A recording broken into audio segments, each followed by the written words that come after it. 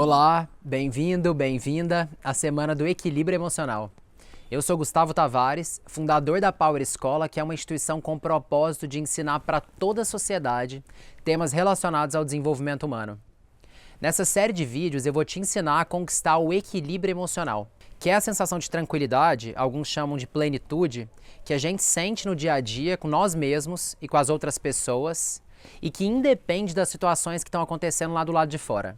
Meu compromisso com você é que ao final desse curso você seja capaz de utilizar as técnicas que eu vou te ensinar para acelerar o seu processo de estabilidade emocional e de conquista de um estado de felicidade constante.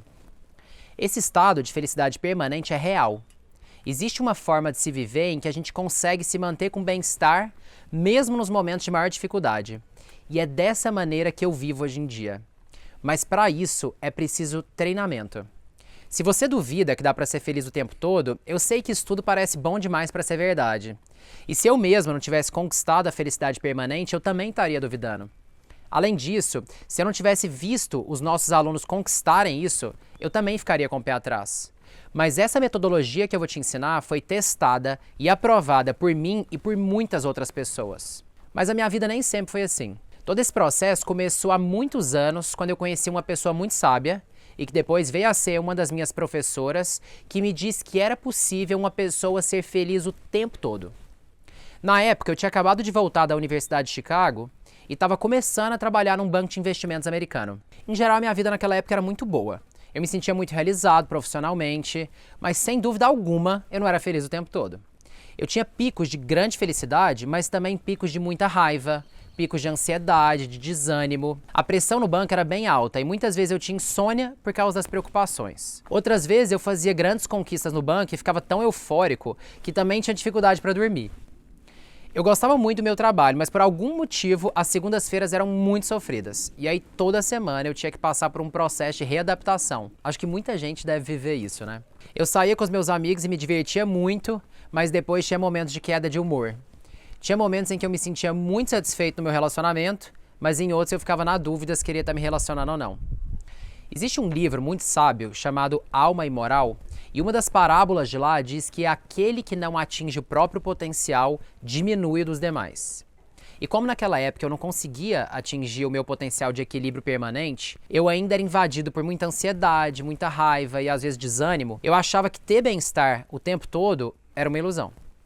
Mas hoje eu sei que esse equilíbrio é verdadeiro e possível, e por isso, ao longo de todos esses anos, eu vim me especializando em um caminho objetivo e científico para hoje ensinar a sustentabilidade humana. A sustentabilidade humana não é um caminho para a felicidade, ela é um caminho para o equilíbrio. E a felicidade plena, constante, sustentável é uma consequência desse equilíbrio. O escopo da sustentabilidade humana é bem vasto e envolve uma série de conhecimentos que dizem respeito à ciência do bem-estar. Entre outras perguntas, a sustentabilidade humana pretende responder o seguinte questionamento: como eu posso ter uma vida mais feliz, mais saudável e com mais significado no presente? E como eu posso ampliar o meu potencial de bem-estar no futuro? Ao longo dessa semana, a gente vai se aprofundar em um dos temas da sustentabilidade humana, que é o equilíbrio emocional.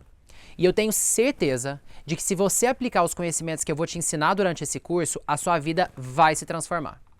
Nessa aula, nós vamos falar especificamente sobre como reconhecer e mudar os seus estados emocionais, para que você saia do papel de refém das suas emoções e passe a ter domínio sobre como você se sente e sobre como você quer se sentir a cada momento.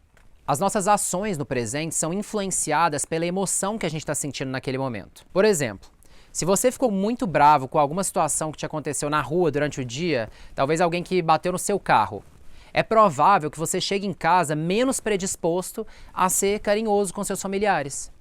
Aquela situação que te deixou com raiva no passado acaba influenciando a qualidade das suas experiências no presente. É sempre assim. Porque as emoções, elas deixam rastro. Outro exemplo é quando você fica muito ansioso com alguma situação que ainda não se resolveu, como um contrato que você não sabe se vai ser assinado ou não, e isso te atrapalha a dormir à noite porque você fica pensando nos possíveis cenários que podem acontecer, enquanto na verdade você devia estar dormindo. Ou quando você tira férias porque precisa descansar, mas fica sempre ansioso pensando no que pode dar errado, ou até no que pode dar certo, mas muitas vezes fica aéreo as coisas que estão te passando ao seu redor nas férias, o que acaba piorando a qualidade da sua experiência no presente e, consequentemente, afeta a qualidade do seu descanso. Ou quando você fala alguma coisa pra alguém e depois fica martelando na sua cabeça durante horas se você realmente devia ter falado aquilo ou não. E isso acaba dificultando a sua capacidade de concentração nas atividades que você precisa desempenhar no presente. Todos esses são exemplos de situações em que as suas emoções não estão tranquilas. E aí, por isso, elas comprometem o seu bem-estar no presente. Isso porque as emoções afetam os nossos pensamentos, que ao invés de estarem no presente, acabam vagando pelo passado ou pelo futuro. É aquela experiência de estar com o corpo presente, mas com a cabeça em outro lugar. Existe um estudo bem conclusivo do Daniel Gilbert, professor de psicologia da Universidade de Harvard, nos Estados Unidos, que diz que quando a gente consegue manter a mente focada no presente, nós somos mais felizes a cada momento. Mas como é que a gente pode manter a mente no presente quando a gente está passando por emoções que nos levam para o passado ou para o futuro? Para a gente solucionar esse enigma, a gente precisa ir para a raiz da questão, que é a origem da emoção. Como é que essa emoção chegou até mim? Qual foi a porta de entrada para ela? Toda e qualquer emoção chega até nós através de um pensamento. Primeiro surge o pensamento, e depois que esse pensamento passa um tempo na nossa mente, aí a gente começa a sentir as outras consequências dos estados emocionais. Por exemplo, quando a gente fica com raiva, a nossa respiração se altera. Os músculos da face ficam mais rígidos, alguns também contraem o pescoço, e assim o nosso corpo todo vai reagir naquela emoção. Ou quando a gente fica ansioso, que o coração acelera, a gente pode sentir dor no estômago e outros sintomas. Antes da gente sentir os sintomas físicos, ou seja, antes da emoção se estabelecer, surge primeiro o pensamento, que é a porta de entrada de tudo isso. Para você entender melhor o que eu estou dizendo, imagina que no início da noite dessa quarta-feira, você liga para o seu parceiro ou para sua parceira que está numa viagem de trabalho e ele ou ela, que costuma sempre atender o telefone, não atende e não liga de volta. Já faz um tempo que você ligou pela primeira vez e de lá pra cá você já ligou mais 2 ou 3 vezes e nada de resposta. Já faz mais de 1 hora e você começa a sentir raiva porque acha que ele só pode estar fazendo alguma coisa errada. Talvez você pode até sentir raiva só de me ouvir contar essa história. E quanto mais você se envolver com esse pensamento, ele só pode estar fazendo alguma coisa errada, com mais raiva ou com mais medo você vai ficando. Agora vamos pensar na mesma situação, mas agora depois de você já ter aplicado as ferramentas que eu vou te ensinar nesse curso e de já ter conquistado o equilíbrio emocional. Quando a mesma situação acontece, ao invés de você pensar que só pode estar fazendo alguma coisa errada, você pensa, deve ter chegado cansado, tomou banho e acabou tirando um cochilo na cama do hotel. Agora, a emoção que surge a partir do pensamento é completamente outra, entende? Você continua se sentindo tranquilo e pode até se sentir solidário com seu parceiro ou parceira que de tão cansado pela viagem de trabalho, tirou um cochilo. Eu preciso que você perceba que independente de qual seja o motivo pelo qual seu parceiro não atendeu o telefone, a qualidade da sua espera no primeiro exemplo é de raiva e medo, enquanto a qualidade da sua espera no segundo exemplo é de tranquilidade. E o que mudou de um caso para o outro foi simplesmente o seu pensamento original. Eu sei que nesse momento você pode estar pensando, você está pedindo para eu ser feito de trouxa? Você está querendo que eu finja que as coisas não estão acontecendo? E a minha resposta para você é não. Eu não quero que você seja feito de trouxa, nem muito menos quero que você finja que as coisas não estão acontecendo. O que eu estou sugerindo é que você conquiste inteligência e equilíbrio emocional. Porque isso vai melhorar a qualidade da sua vida e a qualidade da vida das pessoas que convivem com você, independente do que tiver acontecido naquela determinada situação.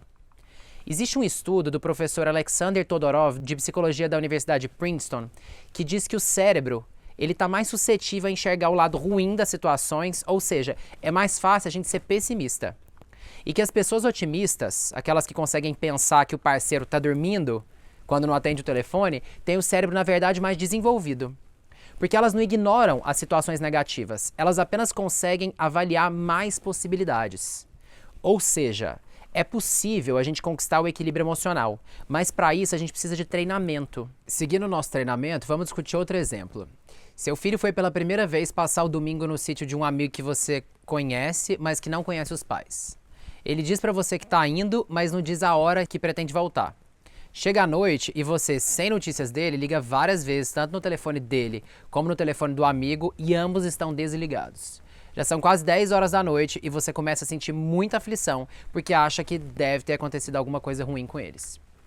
Essa sensação vai crescendo dentro de você e você começa a drenar sua energia a ponto de você não conseguir mais pensar em nada, a não ser que pode ter acontecido alguma coisa com eles. E aí inicia-se um ciclo vicioso em que o seu medo e a sua aflição geram cada vez mais medo e mais aflição. Se você não tem filhos, tenta fazer esse mesmo exercício mental, mas pense ou se lembre alguma vez que alguma pessoa querida sua sumiu por algum tempo e pense em como você se sentiu quando isso aconteceu. Agora imagine na mesma situação, mas ao invés de você pensar que deve ter acontecido alguma coisa de ruim com eles, você pensa, no sítio não deve pegar celular e eles ainda estão lá. Consegue perceber a diferença? Nesse ponto da aula, se você é pai ou é mãe, deve estar se debatendo e pensando, você está querendo que eu negligencie meu filho? Está querendo que eu veja alguma coisa ruim acontecer com ele e ignore? E se esse for o seu caso, minha resposta para você também é não. Eu só quero que você desenvolva o seu cérebro a ponto de direcionar os seus pensamentos e, consequentemente, as suas emoções para que a sua vida seja melhor. A verdade é que a maioria das nossas preocupações se mostram infundadas, quando a gente espera um pouco mais para saber o que realmente está acontecendo.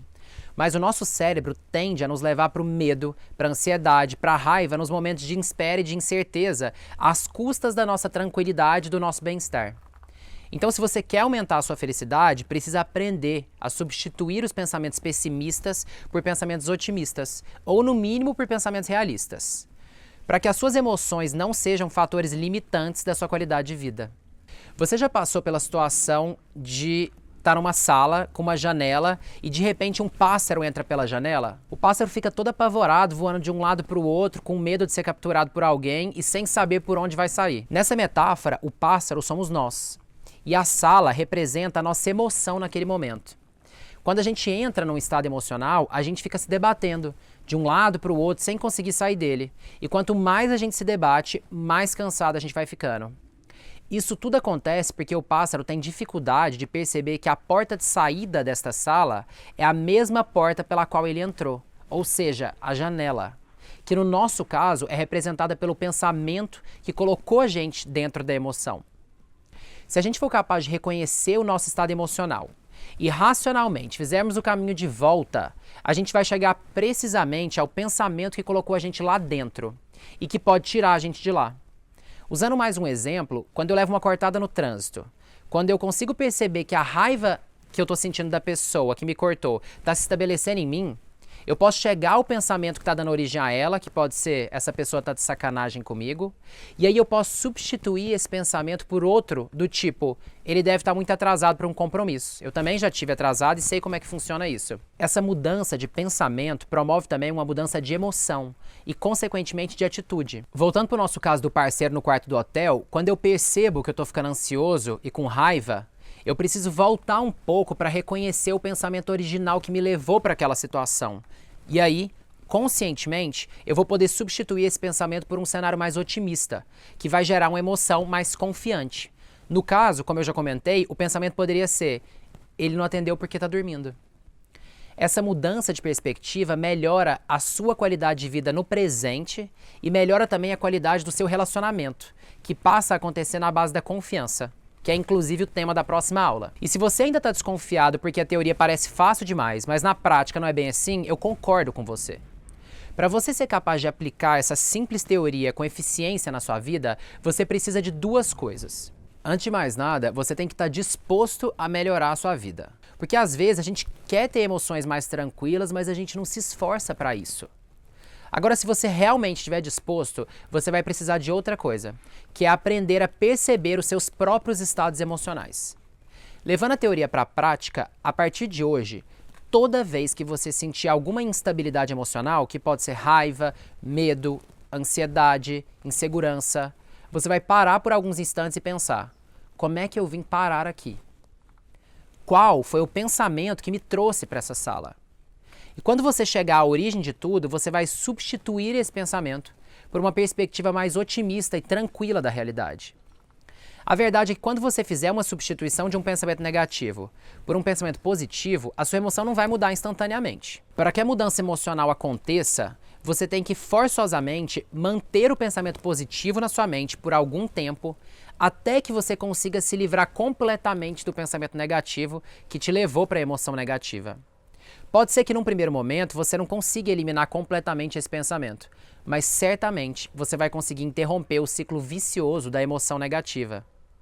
Voltando para o nosso exemplo, de repente você se percebe sentindo muita raiva.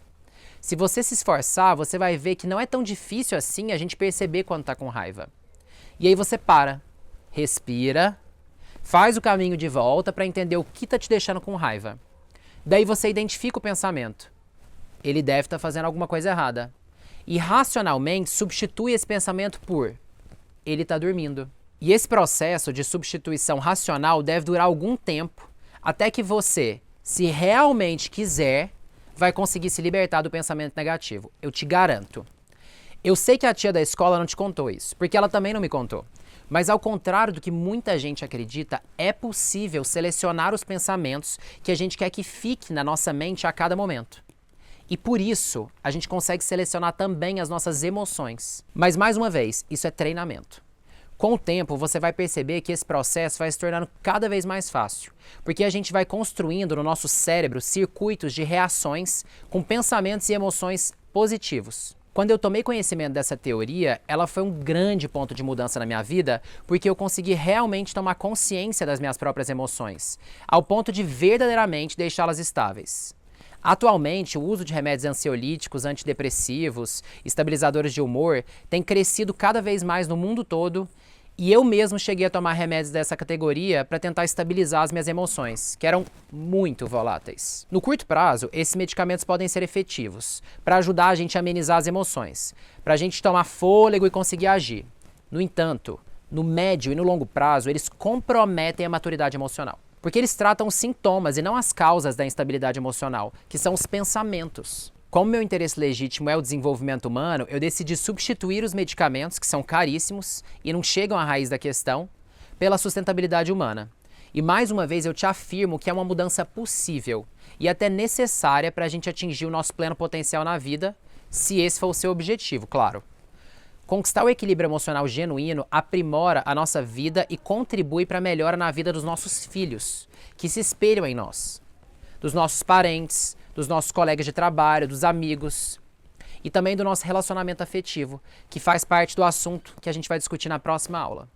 Bom, eu já falei muito e esse vídeo está ficando longo demais, mas antes de eu ir embora, eu vou te pedir para deixar aqui embaixo o seu comentário me dizendo o que você achou desse vídeo, porque a sua opinião é muito importante para eu conseguir oferecer cursos cada vez mais relevantes para o seu desenvolvimento. Na próxima aula, nós vamos nos aprofundar ainda mais na conquista do equilíbrio emocional e vamos falar do cultivo de bons relacionamentos. Eu espero que você tenha aproveitado o conteúdo e a gente se vê na próxima aula. Obrigado!